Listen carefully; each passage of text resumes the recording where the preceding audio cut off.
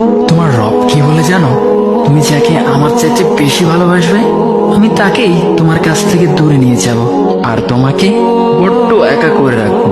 তিনি আরো বলেন, কখনো বলবে না যে তাকে ছাড়া আমি বাঁচবো না, কিন্তু আমি তোমাকে তাকে ছাড়াই বাঁচাবো। পিছনে স্বভাবে কেড়ে নিয়ে তোমাকে দিব্যি সামনে এগিয়ে নিয়ে যাবো। তুমি কি দেখো নি, ঋতুরাও যে 2 মাস পর পর বদলাতে থাকে। ছায়া দেওয়া গাছের পাতাও তো শুকিয়ে যায়, আর যখন সবর হারিয়ে ফেলে তখন ঝরে পড়ে। কিন্তু তোমার রব তো ধৈর্যশীল ও পরম দয়ালু। তিনি তো সেই ঝরে যাওয়া পাতার ঢাল থেকেও সবুজ পাতা গজান।